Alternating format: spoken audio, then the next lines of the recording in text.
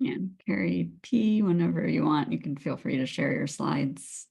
I'll start with a little intro, but welcome everyone.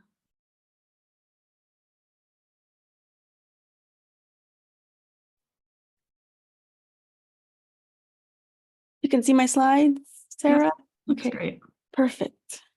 Thanks. Yeah. We'll get started in just 1 minute. 1 minute.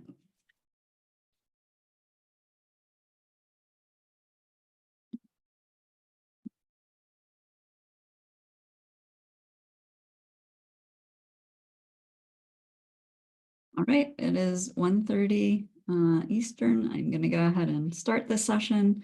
Welcome back, everyone, for yet, I'm sure, what will be another wonderful presentation session today. I will be the moderator. My name is Sarah Young. My pronouns are she, her. I am a social sciences librarian and director of the Evidence Synthesis Program at Carnegie Mellon University in Pittsburgh in the US. And in this session, we have 3 15-minute presentations. We should have about 10 minutes for Q&A after the last presentation, but we may intersperse some questions in there if we have time after individual presentations. And like always, if you've been here in previous sessions, please do enter your questions into the Q&A feature of Zoom.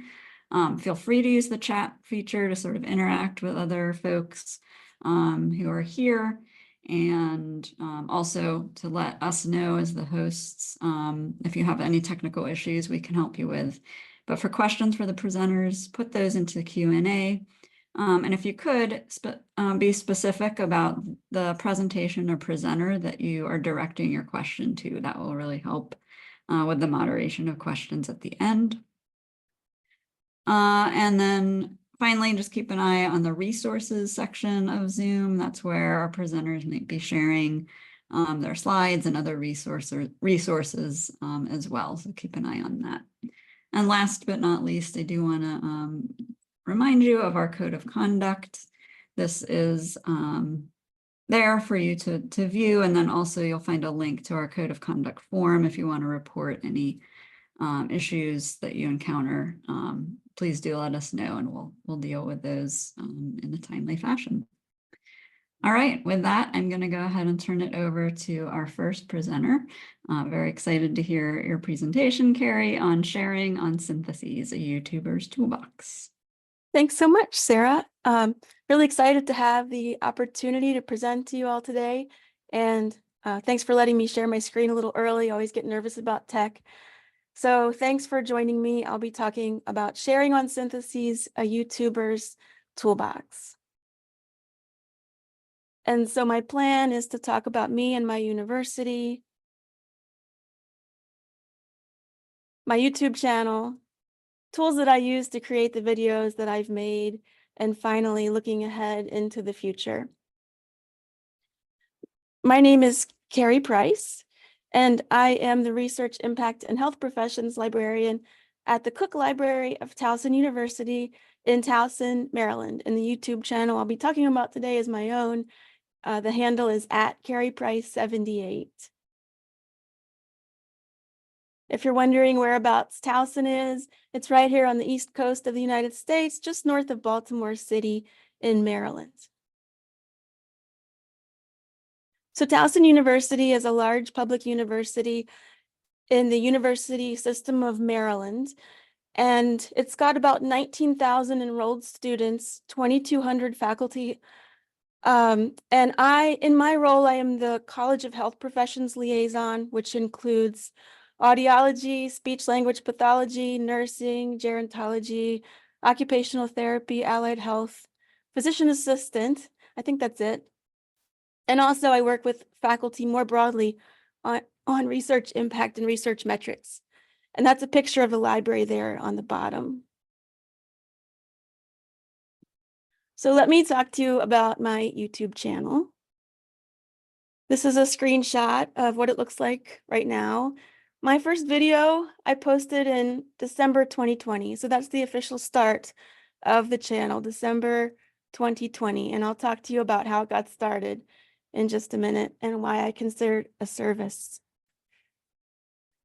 In support of syntheses, so I've really gone in the direction of things that I'm interested in, things that I want to talk about, things I want to share about. And I've done some different content types. I have 5-Minute Fridays, which are short videos on a variety of things. I have sometimes done Methods Monday to highlight a method, usually in evidence synthesis, because I don't really know any other methods. And then I'll sometimes do some standalone videos. I recently did clinicaltrials.gov RAS export, for which I have many of you to thank for sending that feedback to Clinical Trials and getting that done. So that was really awesome. These all pertain to evidence synthesis in some way, because that's been the majority of my work in MedLibs. My most popular playlists have been nursing, research, searching school, searching skills, which is a little less formal than searching school, PubMed, which is a 13 or 14 video overview of PubMed, my ABCDE searching framework, which is assess your topic, brainstorm your search terms, choose your databases, document your search, and evaluate the evidence. And finally, document a search from beginning to end, where I go through building a search in one platform and then translating it into other platforms or databases and documenting it so that it's reproducible and transparent. Just to give you an idea of some of the content that I have. And my most popular videos, which incidentally I have no control over, these are what I'm told by YouTube are my most popular videos. Fill out the Prisma flow diagram. That one gets watched a lot. It stays at the top of my popular videos. Put your references in APA format, less evidence synthesis based, but still important. Systematic versus scoping review, what's the difference? And that's really just a journal club for the article I have linked here from Munn et al. From JBI, Systematic or Scoping Review, Guidance for Authors, which is a great article. Critical appraisal of research evidence in the health professions. And finally, nursing research, formulating your question using PICO. And I've numbered them because that's the number that they're most popular in. And they've stayed in this order for about a year. So these are the ones that get watched the most. And I just wanted to tell you about the traffic sources, which kind of surprises me. Over 50% of the people who come to my channel to watch the videos, I think, are from an external search, like a Google search or an external site. The orange is just over a quarter. YouTube search, some are suggested, when you're watching a video, it'll suggest to you other videos, and then some are direct. So some people are finding it directly. So how did it happen? In August of 2020 is when I started this job at the Cook Library, and we can all remember what was happening in August of 2020, my globe for the global pandemic. Instruction as we knew it was changing forever, and the way that we taught and the way that we were embedded in classes was changing. And so I noticed that we had this Cook Library YouTube channel, but it was really general, and we didn't really put a lot of liaison or discipline specific content up. So one day I decided to post content on my own YouTube channel, as some of my coworkers and colleagues had done, because I wasn't sure if it fit within the purview of our main channel. It wasn't very general. So this was on EndNote Web, and I had created it for some citation management workshops that we had done through the library. And then it wasn't long before I started doing more asynchronous content for my classes, because they could be embedded in Blackboard or shared with faculty or whatever needed to be done. So it was a good way to reach people. And as it turned out, I had this light bulb moment that I really enjoyed the creativity of doing this kind of work. It was fun, it was exciting, and I had a chance to be creative. So now that I told you about how it happened, let me tell you about why. I started as a medical librarian in 2012, and I had so much to learn, and I still have so much to learn, which has been an overarching theme of this conference. I'm learning something new every day, and I think that's why I'm really not bored by this work. And I want to mention and shout out to the mentors that I've had along the way. I've had so many mentors who graciously gave me their time and energy to teach me everything they knew about searching. And other stuff in our profession, not just evidence synthesis, but mostly evidence synthesis because it's been a long journey. So I've really come to believe in the importance of mentorship. And there's this article by Bartley, Samuel, and Williams from 2021, New to Health Sciences Librarianship, Strategies, Tips, and Tricks. And they talk about how we have professional and personal mentors, and it's really important in our field. And we all have valuable experiences to share with each other, no matter our level of librarianship. So that was important to me. In a way, I wanted to pay it forward and have this information available for free to any new medical librarian who's like, what the heck is going on? I don't even know. So that was one goal. And the other goal was to reach researchers. I realized over time that, yes, this might be a way to reach researchers as well, the authors, the potential authors of the evidence synthesis. So my hope is that they do a Google search, like I want to do a systematic review. How do I do a systematic review? So all of my videos are pretty much some form of this. There's guidance for that. How should you search? Prisma is not a conduct guideline. Here's some databases where you might want to search, and here's some tips for searching them. These tools can help you screen. Here's how you document the search. I think that's it. Oh, and where should you publish? So those are sort of the lines I have created content around: searching, methods, conduct guidance, Prisma, reporting, a little bit on Covidence and Rayon and SR Accelerator, and some other new tools as they come out. I'm hoping to do some stuff on AI tools, as I learn them along with all of you. So that's been the content. And so now let me talk about the tools that I use. Big shout out to my tools. So I use OBS Studio for screen and voice recording, and you'll find out in just a minute, most of these are free and open source. I use Shotcut to do video editing. I used to use something called OpenShot, and there's a really, really nice one out there called DaVinci that's also free and open source, but I just haven't learned it yet. So right now I'm using OBS Studio and Shotcut. I use Audacity to record scripts when I'm doing a more formal video. And then I use PowerPoint for design, and I really like having a highlighted mouse pointer. Here it is. I've been doing this for a couple of years now, and I just keep it on all my computers because I like it, and I think it helps the watcher, the viewer, see where you're going. Here's OBS Studio. It has a lot of capabilities that I haven't even begun to realize yet. So I am just scratching the surface of recording, but apparently you can do a whole lot with it. And then here's Shotcut, also free and open source. That's what it looks like behind the scenes. This is how you edit your video. I love it. Again, a lot of capabilities that I haven't even learned yet. And then Audacity, which is how I record my scripts. So I have I'm not an instructional designer, but I have integrated some principles of instructional design, which is chunked content, short videos. I have between 2-minute videos and maybe 11 or 12 minutes, but really not much longer than that. And I prefer it that way because that's how I learn. Scaffolding, so I have some content where I'm building on a skill. And if you watch the whole playlist, then hopefully you come away with a set of skills. I also think about cognitive load theory. I keep my videos short because there's the idea that people can't take in a lot of information at one time.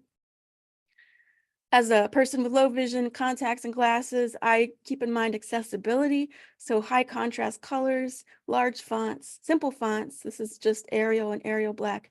Readability, and I'll talk about captioning in just a moment. And then repetition of topics. So if I've done something, but I think, hey, I could probably do this again. People seem to like this. People wanted to know about this one. I don't mind repeating it if it's something that's valuable. And I guess I should say the way that I think of this as a service is loosely in the definition of service. Like I'm provisioning something to people, basically. So how did I learn? I watched a lot of YouTube instruction. The tools OBS Studio and Audacity and Shotcut all have tons of creators who have made instructional videos on YouTube. So you can learn pretty much anything. You can always Google it and say, how do I whatever in OBS Studio. I read the software documentation. As I mentioned, these are open source tools. And then I watch other videos, whether it's about cats or kittens or gardening or cooking or history, whatever. I watch other videos and see what they do well that I like. And I unintentionally borrowed from this person in Baltimore who does videos for Baltimore Heritage. He does 5-minute histories. And he ends every video by saying, "Thanks for watching, and I'll see you next time." And then I realized I was saying that too. So I got to give credit where it's due. That's from Baltimore Heritage. So looking ahead, how do I want to keep this going? I do need to work on captioning. I usually let YouTube create the captions. I have occasionally gone in and cleaned them up. I try to clean them up. This was a task that was really, really big and time consuming. And I know with AI, there's better ways to do transcripts. So I'm hoping that's something I can address in the future. Like I said, I've only scratched the surface of video editing. There's so much more I could do. You're never going to see me with a selfie stick, and a surprised face on the thumbnail saying, "How do we do systematic reviews?" But I think there's probably more I could do than just the very basic thing. And then just thinking about the content, I've covered mostly everything I want to cover, but I think there will be more to cover, and there's probably more ways to cover it. And like I said, we have these fun AI tools that are coming out that may be worth a look.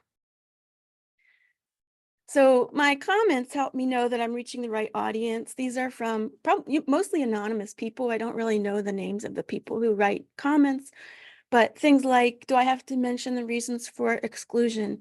I don't understand the difference between studies included in the review and reports of included studies. I tried to follow along. Where did you add "and" into your search? Can other reviews be included in my review? How do I see what duplicates I have, depending on the tool?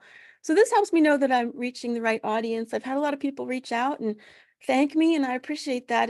It really means a lot for me to hear from you, and let me know what you're using or what you're interested in seeing. So I have all of you to thank for that.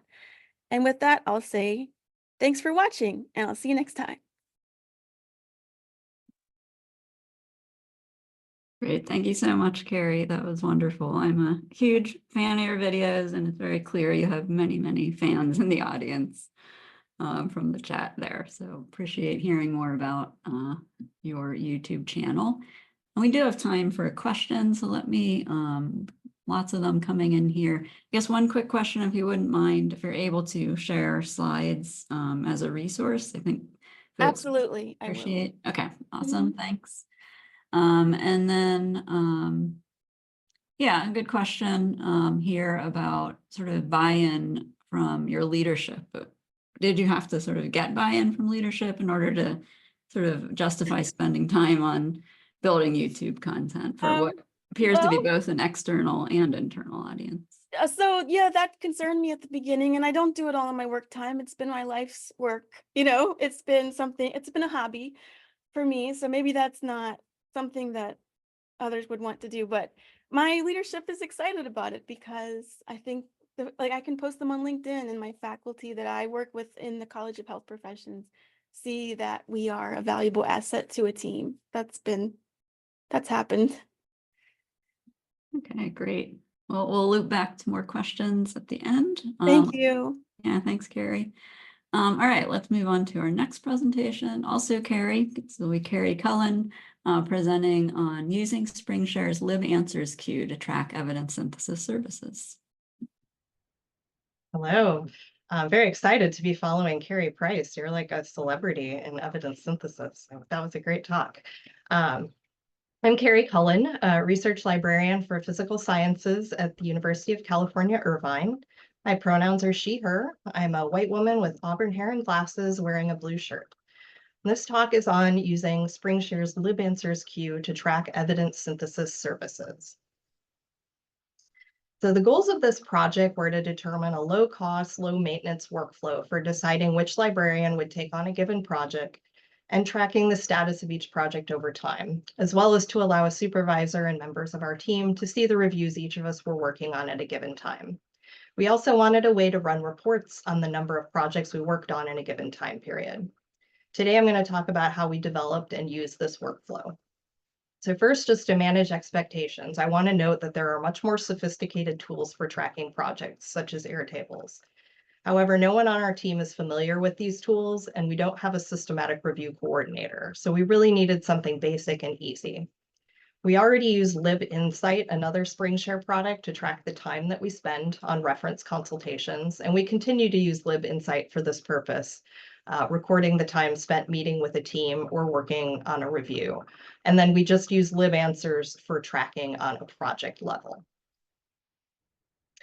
So our supervisor first created a Google form with a lot of detailed questions about the projects we were currently working on and asked each librarian to complete it for every review that they were currently involved in.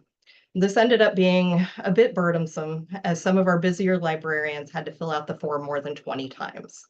Each librarian would also need to complete the survey again each time a new review was started and every time the status of a project changed. Or we would need to schedule regular times to complete the form, in which case the information would always be at least a little bit outdated. While I love a Google form for many situations, the results summary grouped all librarians together. So without some data cleanup, it was not clear who was overloaded and who might have the capacity to take on more projects. We decided we would try using a SpringShare LibAnswers queue to track projects. This was a familiar product that we were already using for reference questions, and our libraries were already in the process of adding new queues for other purposes. So although this is a paid product, we didn't have to invest money only for our purpose. The key feature that drew me to trying out SpringShare is that it creates an automatic record in the form of a ticket when an intake form is completed, requiring no extra work from librarians. So let me back up just a bit and give you a little background on our library's evidence synthesis team. Until 2023, this consisted of 3 health sciences librarians. They used a Qualtrics intake survey, which sent the responses to an email group, and the librarians discussed via email who would take on a project. By last summer, our team had grown to 7 librarians representing a variety of subject areas. We were receiving more interdisciplinary reviews and projects outside the health sciences. Our campus also announced that our Qualtrics subscription would be discontinued, so we needed to establish a new intake survey as well. Because the Qualtrics survey was intended primarily for intervention reviews in the health sciences, we used this opportunity to develop a completely new intake survey. I met with our evidence synthesis team numerous times to request feedback in creating the survey. Developing the content for the survey was the most time-intensive part of this process, and if you're interested in more details about that, you might want to check out the recording from my lightning talk yesterday. Today, though, I want to share a couple false starts that I made in case it might help save you some time. Some institutions use Google Forms for their intake surveys, but it lacked some features that we were accustomed to from Qualtrics, such as the ability to enter several separate lines of content to answer a single question. So we quickly pivoted to using SpringShare LibWizard. While LibWizard had some great features, it turns out it does not interface with LibAnswers, something that I had wrongly assumed based on a quick skim of the documentation. At this point, I enlisted the help of a developer in our library IT department who transitioned the survey I'd created in LibWizard to a custom Drupal form. He used a handler to submit the form data and wrote a PHP script that handles the form submission and posts it to the LibAnswers API. I link to the details of this process at the end of my slides, as this is outside my area of expertise. I do want to note, though, that if a simpler intake form is acceptable for your needs, you could skip this step and just use the default form for the LibAnswers queue. So when a researcher completes the intake survey, an email goes out only to the librarians relevant to the project based on how they answer a question about the area of study best representing their project. This minimizes irrelevant emails. Librarians only get notifications for the subject areas they're interested in working on or for interdisciplinary projects, which go to all members of the team. And it also allows us to speak up if we're interested in sitting in on a review or would like to bring in another librarian for support. In that email, we include all the survey answers along with an abbreviated form of each survey question. Librarians then reply all to the email and discuss who will take on a project. And subject liaisons have first priority then for projects in their area. We also included a survey question asking if the team was already working with a librarian, which is a fairly common occurrence. That way we can loop them in right away. During testing, we had a small issue with setting up the email, as all of our Drupal form entries were sent from a general web manager account. Thus, if we replied to that email, several folks in IT also received our message, which was not ideal for them or us. It wasn't convenient to expect all of us to remember to remove this email from our replies, so we created a no reply email that would not send an error message. Most librarians choose to respond to a research team by replying to the original survey submission email. However, one librarian preferred to go into the LibAnswer system and respond through the ticket. Both options are valid, but we did have to clarify with the team that they still need to discuss via email who will take on a project before responding to the research team. This just helps avoid confusion over whether or not a project has been claimed yet or not. The default link included in the email was the ticket URL, which automatically claims a ticket as soon as you click on it.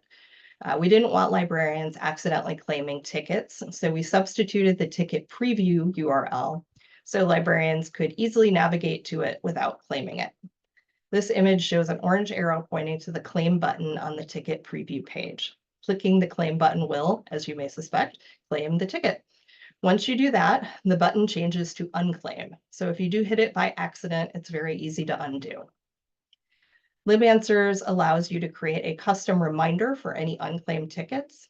So in our case, the system will email the entire team of evidence synthesis librarians if a ticket has been open for 7 days without anyone claiming it. So here is a view of the dashboard, and I've got an orange arrow pointing to the blue hyperlinked question text. And if you click on that from the dashboard, it will automatically claim a ticket. And this slide shows the eyeball icon on the dashboard view, which I've circled in orange. And this feature allows you to preview the ticket content without claiming it. So if you click on that eyeball icon, you will see a ticket preview pop up. You can then go to the ticket preview page by clicking the preview URL or the preview button at the bottom of the pop-up. And this is what that ticket preview page looks like. So here we see, much like in the email, abbreviated versions of the survey questions along with the complete answers entered by the team. Along the top edge, we have the unique question ID assigned to the ticket, the status of the ticket. In this case, it is new. And we can see that no one has claimed the ticket yet. LibAnswers allows you to create custom tags that can be applied to a ticket. If you click into the Add Tag box to the right, that brings up the available tags we can assign. So you can see here there's several different tags that are in use in our libraries, but the only ones we're currently using for this queue are the teal co-author and the orange waiting on team tags. We chose only these two tags to start out with just to keep things simple. The co-author tag indicates that a librarian has agreed to co-author the review, so this project can be expected to take up more of their time.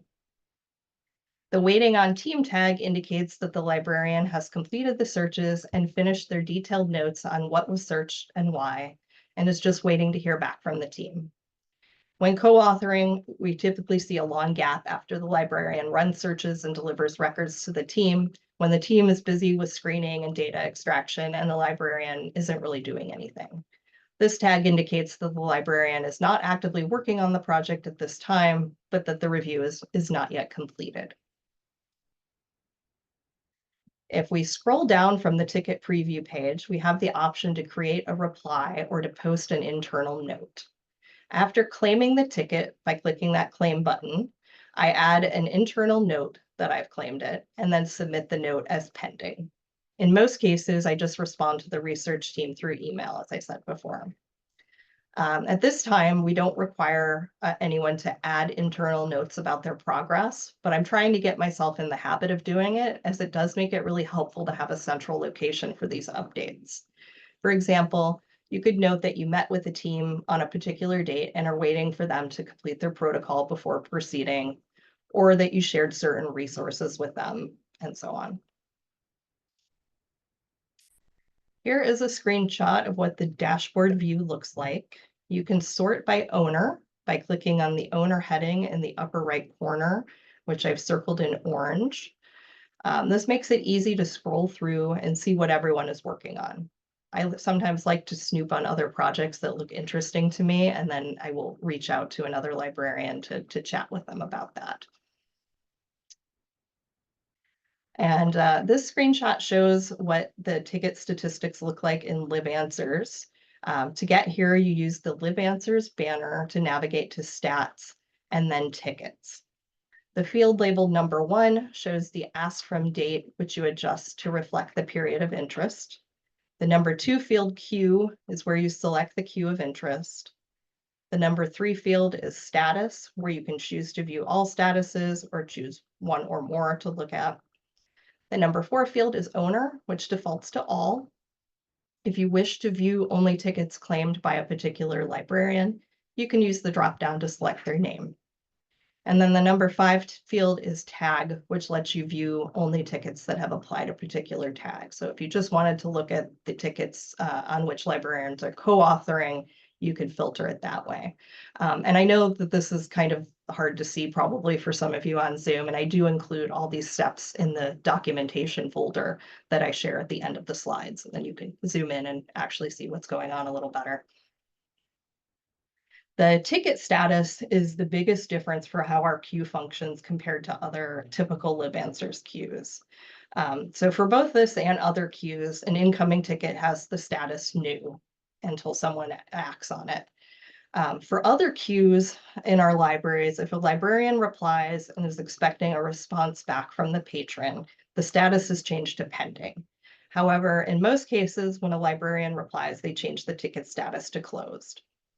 For our evidence synthesis queue, we leave ongoing projects on pending status until we are done working on them. So they're up there for a long time. We only change the status to close when we're done working on a project. And this allows us to see all the ongoing projects at once by viewing pending tickets in the queue. So the results are that the evidence synthesis team reports that this system is working smoothly. Yay. The thumbs up icon I included here really underplays my enthusiasm about this because it is rare for our group to agree on much of anything. We may decide to add more tags in the future to provide a bit more detail, but right now we're happy with the system as it is. As a bit of final advice, I cannot emphasize enough, if you decide to employ a similar system, test everything as much as possible. It's just really easy for a tiny mistake to creep in when you're setting up a custom workflow. And just because things work now doesn't mean that will always be the case. For example, about 6 weeks into using our queue, we realized our survey responses were no longer coming through to email or LibAnswers, and I panicked. It turned out that our IT department enacted a new security measure due to some other very simple forms getting spam responses. And this change flagged all of our survey responses as spam without telling us. So to solve this, we exempted our form from this protection. And we also established an automatic email alert for any future responses that aren't delivered to the queue, just in case. Before I wrap up, I want to give a special thanks to Sean Claudio, our application developer. I quite literally could not have done this without his help. I also want to thank the entire evidence synthesis team at UCI Libraries for their feedback and patience. And thank you also to the LESS organizers. You've done a terrific job, and I really hope that this conference will continue for many years. So here's the link to my project documentation. I forgot to turn those links on. I'll do that right now as I finish up. I know Google Drive isn't accessible for everyone, but if you would like me to send you the documentation directly, please email me and I will be happy to do so. Thank you. Great. Thank you so much, Carrie. Always super interesting to hear about different approaches for tracking these kind of projects. I think we'll go ahead and try to squeeze in a question here. We've got a question from Peter. It sounds like outside expertise was needed to set up the workflows script. Do any librarians on the team have the expertise to edit the script itself if changes are needed? And if not, if the outside expertise becomes unavailable, is there a plan for maintaining these scripts? That's a great question. So right now, yeah, we don't necessarily have that expertise on our team, but the script is, I don't expect that to need changes itself. The Drupal form that we use for the intake survey, we have submitted changes for that, just through submitting a work ticket to our library IT. But yeah, I've been thinking about wanting to bother our application developer a little bit to see if he would teach me that, just in case, there's some turnover or something, so we don't run into any problems there. Great, thanks, Carrie. All right, let's move on to our final presentation for this session. Jana Manson and Anna White will be presenting on mapping the current state of evidence synthesis review services.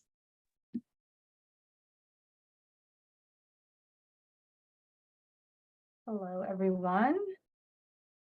Great, looks good, Anna. Yeah, hi, so my name is Jana Manson, and I'm the Scholarly Communications Librarian at Rosalind Franklin University of Medicine and Science. And today I'm excited to present to you our project mapping the current state of evidence synthesis review services. I'll let my co-presenter introduce herself. Hi, everyone. My name is Anna White. I am a health sciences librarian at Grand Valley State University, which is outside of Grand Rapids, Michigan. Yeah, and I do just want to acknowledge our collaborator, Emily Metcalf, who was unable to present today, but she's definitely an important part of this project. Next slide.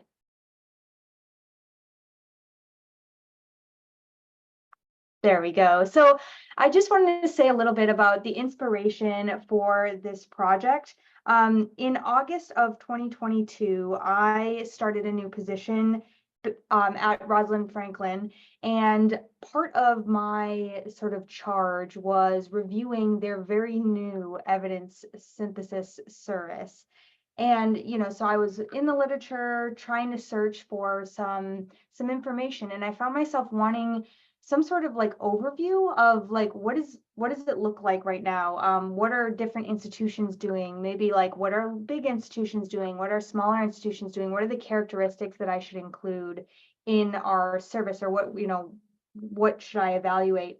And I couldn't really find anything like that. Most of what I found were things like case studies of, hey, our institution started a service, here's how it went. And then, of course, recommendations for creating a service. So that is why we decided to embark on this. Next slide. So the goal of this project is really to map the current state of evidence synthesis services in United States higher education institutions. And Anna's going to talk a little bit more about our methods and what was included and what was not included.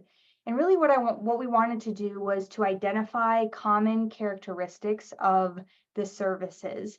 And my ultimate goal is that this could help other libraries who might be deciding if they want to have a service, what should they include in their service, or if you're evaluating your service, maybe you can look at other comparable institutions, what are they doing?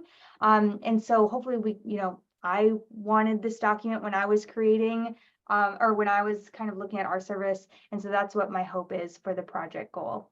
Next slide. So we embarked on the goals that Jana just outlined, and we did this through the research design of content analysis or document analysis of library web pages and LibGuides. So we dug through everything that was publicly available. And here's a little bit of what that looked like so far, at least. So in our first round, we had to first determine what schools were we looking at. So first we decided that we were going to look at R1s, R2s, and medical schools and centers, or what's sometimes referred to as special focus 4-year schools. And we used the Carnegie classification system for that so that we would have easily defined levels. We also felt that these were good, this was a good body of schools to look at because they were likely to have services, or these were schools that if there were to be schools that had services, they would be part of these groups. Not to say that there aren't schools that don't fall into these categories that might have services, but these were the boundaries that we drew for our beginning exploration. In our second round, we started using Google and searching library and university web pages, try to determine which schools have evidence synthesis services. And we defined that by saying it was a service that specifically advertised help with evidence synthesis projects. And it was separate from if there was simply listed as something that librarians can help with. It was something that was set aside as a specific service. So it needed to be set aside and identified somewhere on the website or on a LibGuide as something that the library offered. In round 3, we did some inductive coding. So we developed a list, we developed a code book amongst the 3 of us from a sample selection of schools. This was probably the most complex part because we were all 3 of us developing code books and then trying to reconcile them. And then through that reconciliation process, realizing that we had different definitions for different steps. And so that round 3 could probably be 3.A, 3.B, and 3.C. But after we nailed down the characteristics and codes that we wanted to use, we then coded the characteristics for all schools we had identified as having a service. And then now we're in round 5, and we'll present some of our very basic initial findings from round 5 now, but we are in this stage right now. So in this phase, we'll be analyzing the frequency of characteristics and identify any correlations between the characteristics. So for instance, one of the things that we asked was, how many tiers do these services have, and which parts of the services fall under which parts of the tiers? So if there are 12 schools that both have 2 tiers, are we able to see if the similar parts of the service are under both of those different sets of tiers, or if the line is drawn in a different place? Great, yeah. So as Anna said, we are still doing this analysis. And so the following findings that we're going to share with you are definitely preliminary. And so the first thing I wanted to cover was how many schools did we include? So we identified 317 schools that were either R1, R2, or medical schools and centers, according to Carnegie classification. Of those 317, we found that 118 had an identifiable service. So that meant that 199 didn't have an identifiable service. Next slide. Now, of those schools, so of the identified schools, here's the breakdown. And so when you're looking at these following findings as we're going through, just note that this is sort of the breakdown of the institutions by with a service by Carnegie classification. The biggest chunk was definitely R1. You can see that 72% of the schools, 73 really, percent of the services were from R1 institutions. Then R2, and then the medical schools and centers came in the smallest percentage at about 5%, 6%. Next slide.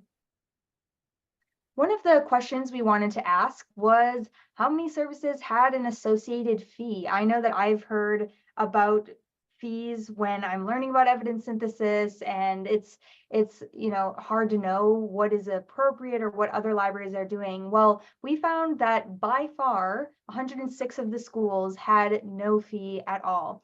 I do want to note too, you'll see at the bottom of some of our slides that for some of the codes, they were not mutually exclusive. So what this means, like for in this slide, for instance, is that a service could have multiple of these codes assigned to it. Some of our other data, that's not the case. They could only be assigned 1 code. But if you're wondering if the numbers aren't matching up, it's because these codes, they could have multiple codes assigned to them. Next was there were about 6 that were fee-based. We also had one for fee-based if funded. So this would be like when schools would say, if you have a grant, we want to be included on the grant as a part of that fee. Or sometimes it would be like, if you have funding from your school or something like that, we would expect that we would get a fee for that. And then only 2 schools had fees for non-affiliates. Next slide. The next one we wanted to look at was number of service tiers. I think this personally was something that I was really worried about when I was looking at my service, like how many is too many? What are other people doing? What is right for me? Well, we found that 2 tiers was the most popular among the services. Now, this is a code that it was only 1 per service. The one that came in second was untiered. So that just meant that there were no tiers. It was just sort of a service, and they described the service, no tiers. And then our last one was 3 or more tiers. 31 schools had 3 or more tiers. We also kept track of what they called them. We haven't analyzed that yet, but it was interesting to see.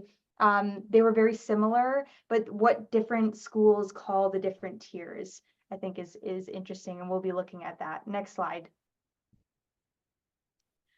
Another item we were interested in is rationales listed for librarian participation on a review team. And so these are things like, hey, you should have a librarian as an author on your review because here are some reasons why you should do that. One we're very familiar with is ICJME, but we also looked at other ones. Some of the common ones were Institute of Medicine, JAMA, and if you see other there, that tended to be people citing articles. So I know many of you are probably very familiar with, oh gosh, I always mispronounce her last name, but Melissa Reflifson, her article on how librarians improve the quality of reviews. A lot of people would cite that as a reason. So when it says other, that tended to be things like journal articles. But I was surprised to find that the vast majority of schools didn't cite anything as a reason why, an external reason as a reason why to have a librarian participate. Next slide. And then the last item we wanted to look at, we wanted to highlight for this presentation, was where the service information was found. And by far, you will see that most of the time, information about evidence synthesis services were located on LibGuides. Now, I did a sort of shorthand for the chart, but for us, we included any SpringShare item in this category. So if it was like an FAQ, we would have considered that to be a LibGuide as well, although the vast majority of these were on an actual LibGuide. The other categories we considered were a library webpage. So this would be in something like services, that you would have on your homepage, and it wouldn't be actually like a LibGuide. And then, of course, only one had a non-library webpage. And in this case, it was actually a school who has like another research center that does evidence synthesis. And so some of their information was on there. But by far, it is on LibGuides. Next slide. I think I'll hand it back over to Anna. Yeah, so there's obviously some limitations to doing this kind of work.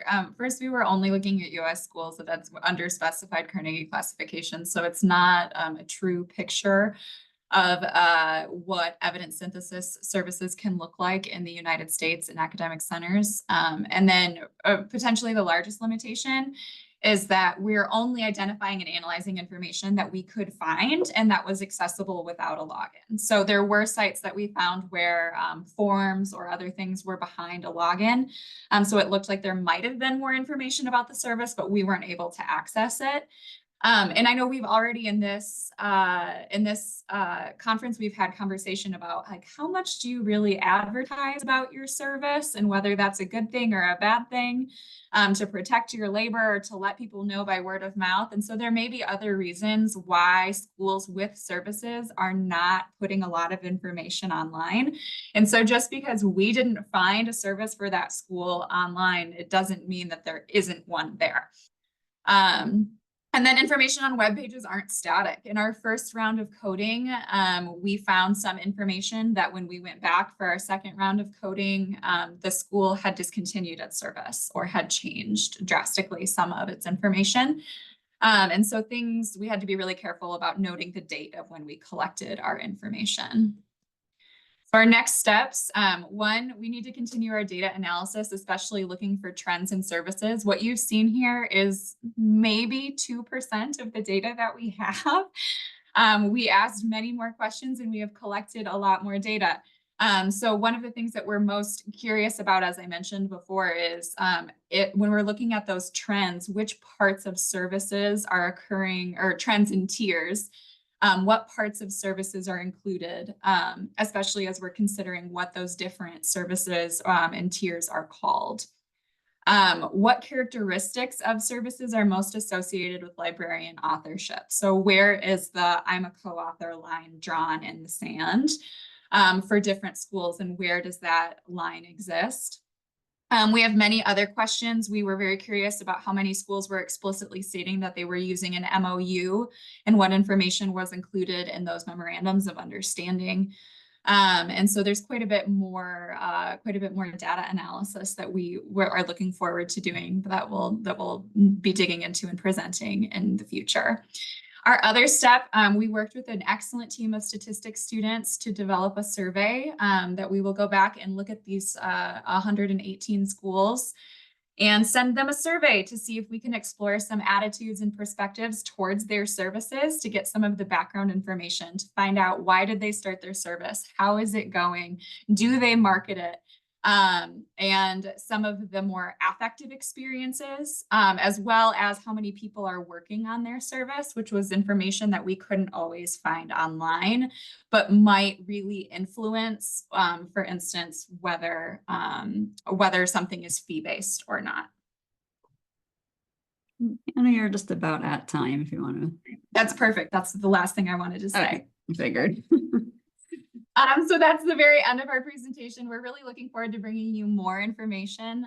Thank you all for being here with us today.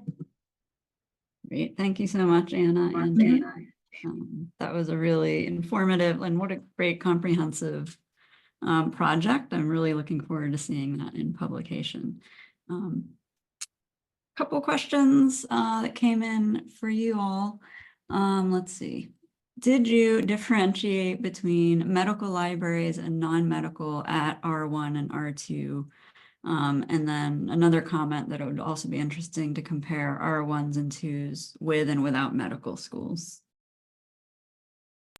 Yeah, so no, we did not.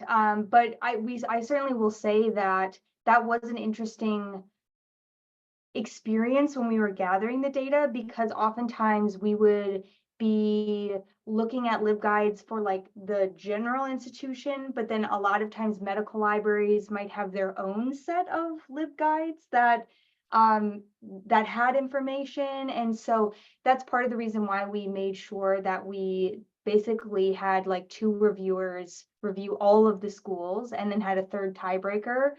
However, you know, that was a difficulty, but no, we did not break that down, but certainly we're interested in those kind of breakdowns and seeing what's different and what's not. I don't know, Anna, if you have something to add. Yeah, I would say one thing that we did do was look at who was eligible for every service. And so one of the things that we did capture was where only health sciences or only medical students were eligible for the service. And so that was certainly true in some scenarios with schools that had medical schools. They would say, only affiliates and residents of the health sciences are eligible for this service. And in some cases, those schools also then had another service based on the main campus or for the other disciplines. And so we didn't separate them out, but it is noted in our notes field when that happened, as well as keeping track of who was eligible for each service at what point. So the other thing that I've heard a lot of people talk about is when do you work with students and when do you not? That's data that we collected when it was available. That's great. Yeah, that'll be, again, super interesting to see. Interesting question from one of our Canadian colleagues mentioning hospital libraries. So you certainly looked at medical libraries, but those are I don't know, I guess sometimes when we think of those as sitting in a medical school or university, did you also include like hospital libraries unaffiliated with the university? Only when they were, only when the academic medical center was affiliated with the university library. So when the service that was affiliated with the academic library supported the hospital, it was included, but not when it wasn't. Yeah, and I will just say, I just want to add, because there's a lot of great conversation in the chat about people who have done similar projects to this. And I wanted to acknowledge, I totally forgot to say on Monday, and I can't remember her name, there was a lightning talk about someone who Jane Jun. did something very similar with ARL libraries and U15 libraries, which are Canadian libraries. And so we are just so glad that this work is being done, and, you know, looking forward to the possibilities of reading this work, collaborating, things like that. So certainly there are people who are interested in this and are starting to do that work. So we were excited to see that on Monday. Yeah, thank you so much. Awesome. All right, well, as much as I'd love to loop back to our other presenters with more questions, I think we're gonna have to wrap up this session. Huge thanks to our wonderful presenters today. And yeah, feel free to, reach out to them if you have more questions. But otherwise, I think we're back in a different Zoom room in about 5 minutes for another great round of talks. Thanks, everyone.